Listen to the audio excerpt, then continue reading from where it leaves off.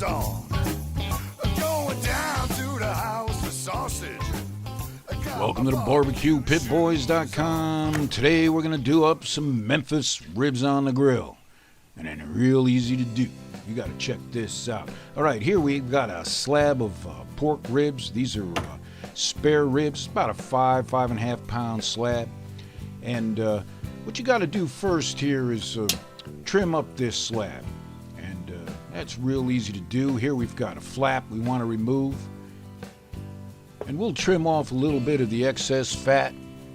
We just want to make it look real pretty on the grill. Now, you could cut this up St. Louis style, but we're not going to do that today. We're just going to square off the corners.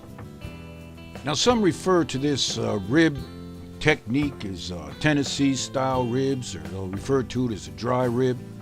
You call it what you want. This is some good eating on the grill. And here I'm cutting off some of the excess meat.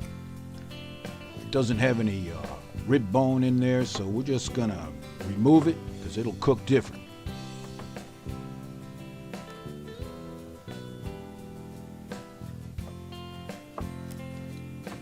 All right, easy enough.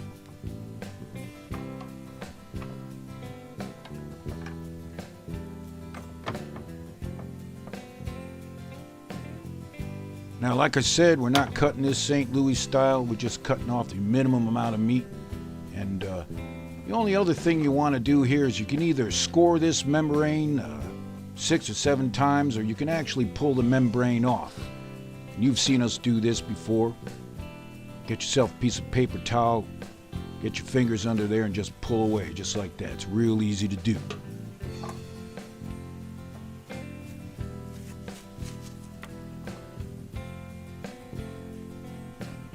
Now, a lot of rib houses leave that membrane on. They'll just score it. But if you got the time, you take it off. All right.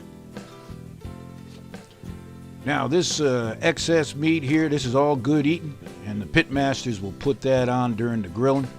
Have a little bit of snack while waiting for this low and slow. All right. Now, as I said, this style rib, these Tennessee ribs or these Memphis ribs, it's all about the rub. In fact, the only time you'll ever see a barbecue sauce used with these ribs is when you're serving them up. You might put a little bowl of barbecue sauce along the side. Other than that, this is all about dry ribs. Now, for your rub, you want to choose your favorite one. And you can use an off-the-shelf rub, or you can make your own dry rub. Check out the Barbecue Pit Boys recipes. And then you want to liberally pour it all over these ribs. Put it on all the exposed meat, both sides.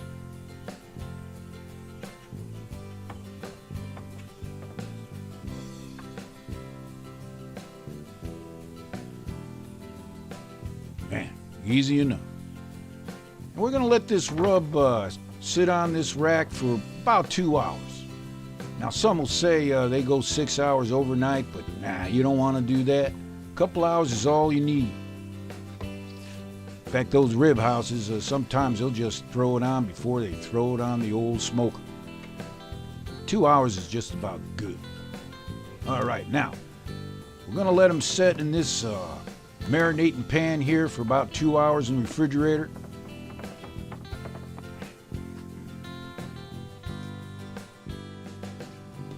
All right, about 2 hours has gone by.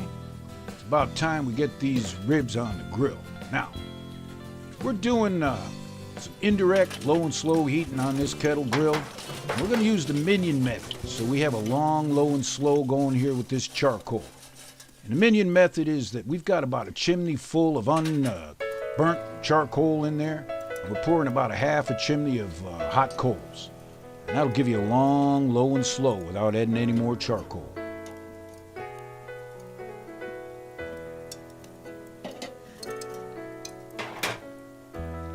Now we've got a drip pan in there, which we're also going to use as a water pan. And this will help keep these ribs nice and moist during this 4.5 hour low and slow.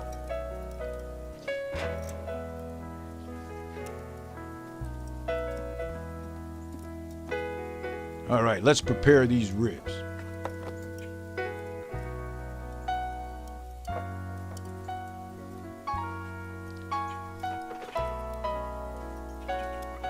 Now, one technique I like to use here just before throwing on these Memphis ribs is got some light brown sugar. And we're going to sprinkle on another layer of flavor on this.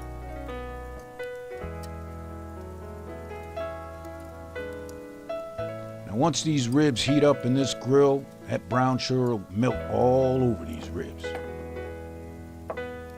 I think you know where we're going with this.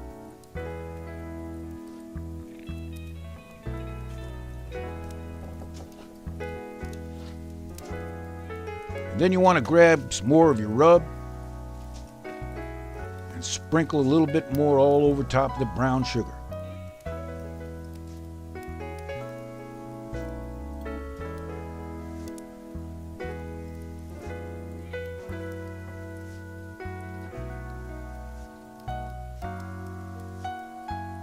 Oh yeah, it looks good enough to eat already.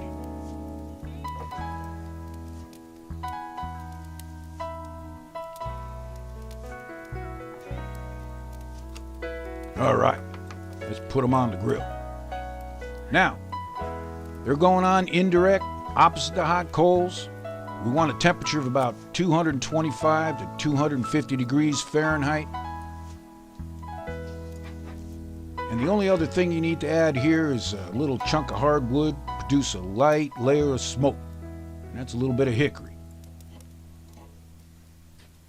Careful with the smoke. In fact, a good smoked rib, you don't want to see any smoke coming out of the stack. All right. 4 hours ago. Now, we're going to make ourselves a mop. And about once every 45 minutes to an hour, we're just going to mop those ribs. And we'll make a real basic mop here. And it's about a 1-to-1 mix of apple juice and apple cider vinegar. You could use a clear vinegar if you want. About 1 cup to 1 cup. And here I have a little bit of prepared mustard. I'll put about a tablespoon in there. And we'll put about a tablespoon of your favorite rub in there again. All right.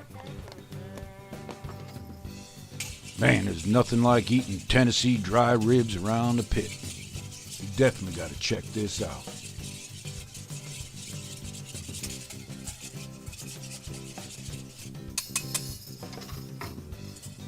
Now, grab yourself a mop.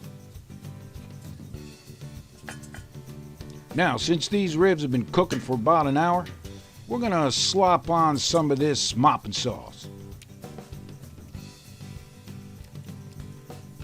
Just on the top like that is all you need to do. Put the cover on. Again, 225 to 250 degrees Fahrenheit. Yeah. All right, now we're about 2 hours into this low and slow. Man, it's starting to look real good. Slop on some more of this mopping sauce.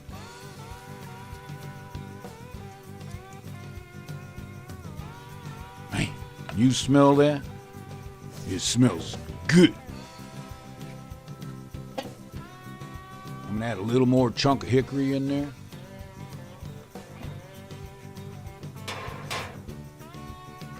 Man, still plenty of time to chunk some more hatches. All right, we're about 3 hours now into this, and we're coming along real good. Now, this is optional, but I'm going to turn these ribs around, and maybe a little more even cooking going on. I find it's not always necessary.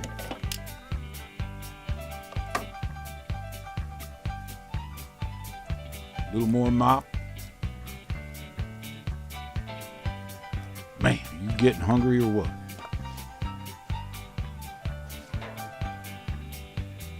One more little chunk of hickory. It's all good.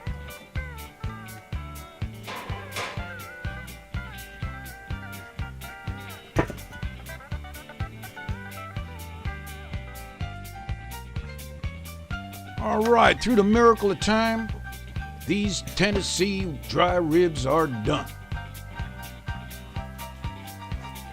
It's time to pull them off the grill. And what we're going to do here is we're going to let them rest for a while. So we're going to use a couple of sheets of aluminum foil. And we'll let them sit in there for, maybe 15 minutes to a half hour. And this will allow a lot of the flavoring and the juices to redistribute around the ribs. It's worth doing this.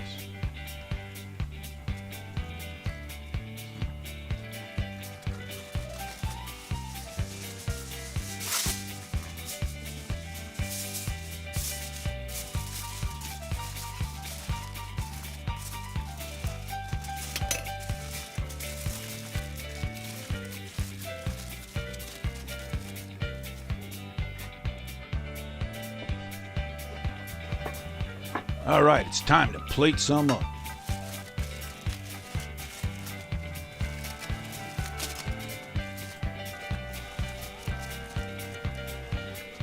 Whoa, take a look at that.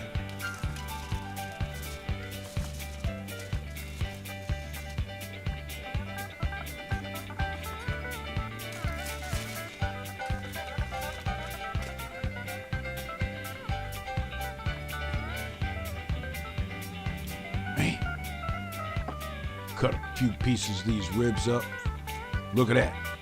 Moisture, tender, layers of flavor.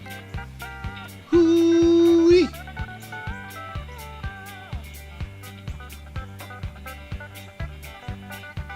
Man, look at that smoke ring.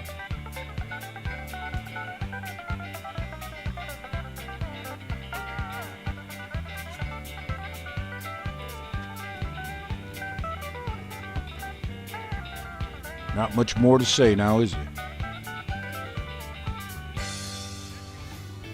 Got my barbecue shoes on. Now, serving these ribs, all you need is a little more of your dry rub. Just give it a good sprinkle. That's some eating right there. In fact, as always, you gotta sample one of these pieces right in front of you. Do apologize.